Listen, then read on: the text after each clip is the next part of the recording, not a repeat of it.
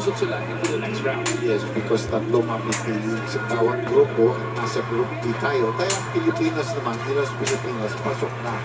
Pero yung natin format may carry over. Tayo pupunta doon sa kalaban natin ay magiging galing sa group D.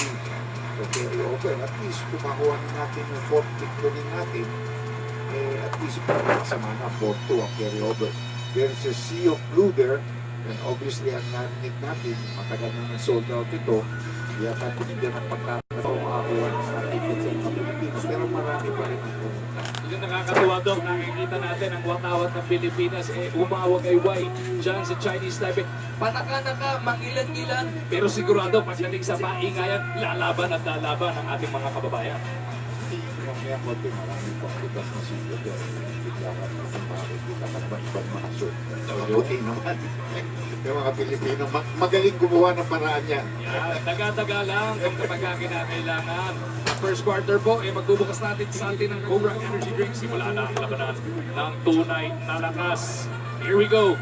Mahigit 4 na buwan nating inantay, Dr. J, ng ating Gilas Pilipinas men's team to be back. Ball is up, a season is back on. Sniping nga lang, ang nanalo sa jump ball.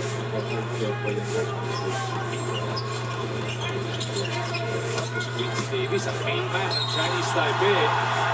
Dave Norwood slapped with a foul for reaching in 13 seconds into the game.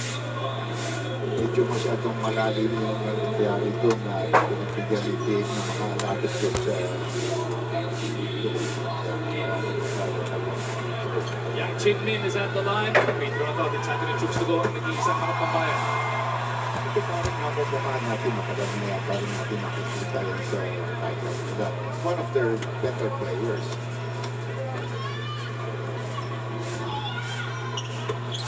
Two for two. Sa pagkakataon na yun, Chinese Taipei who draws first blood, sabay pressure in the backcourt ang pagkikita nila. Look at Gabe Norwood trying to calm down the rest of the guys on the floor. Bounce sa ating pinakamalaking player. So simple maneuver there to be able to reduce somebody to pick up the ball. Jason Castro may tangan ng bola.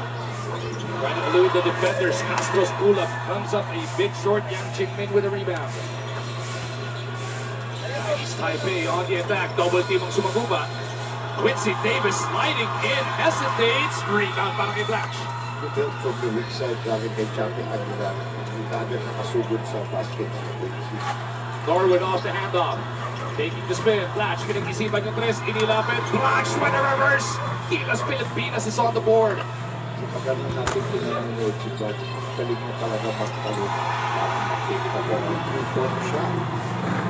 Delivered there. 3-point shot na natin sa atin. PLDT Best Bundle. Upgrade to all the premium services your family needs.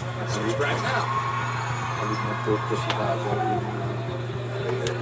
But Jason Castro William pulls the Philippines back to within one. Davis may tama. Mamalik siya dito kay Ning. Ayan na, tumanggas na ng bola si Cheng Wenting.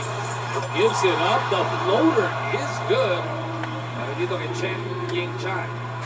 Lalo yan ang kalaban natin punta sila din sa Manila.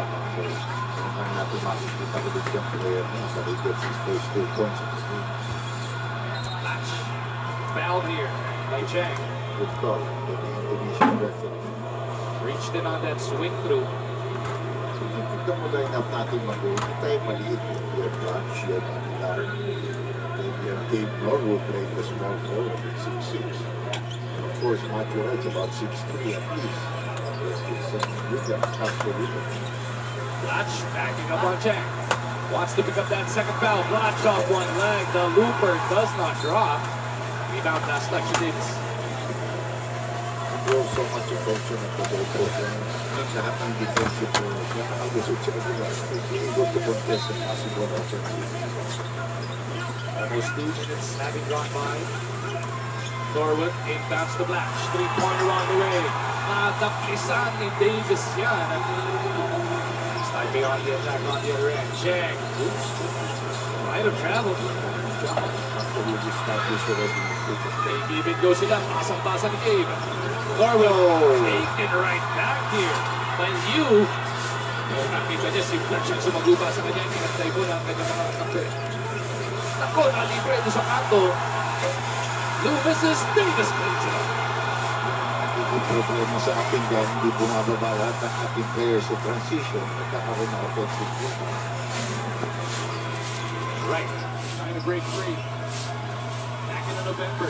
Nakatapat na natin ng Chinese Tiger, si Matthew Wright na talaga ang umubraw from the 3-point line. He shot 2 of 6 from that distance. The rest for the squad, number 10. Nag-struggle. 6 of 22 total tayo, which means 3 of 19 shots. Lahat na mga kasama na hindi Matthew Wright ang pangalan. Dito na lang, so check 50% ito yung Ayan na si Matthew. In and out sa pagkakataon na yan. Japet could not control it. East Taipei looking to control their aggression. I don't believe in share by Chinese Taipei. Marami na si Yang Ching-min.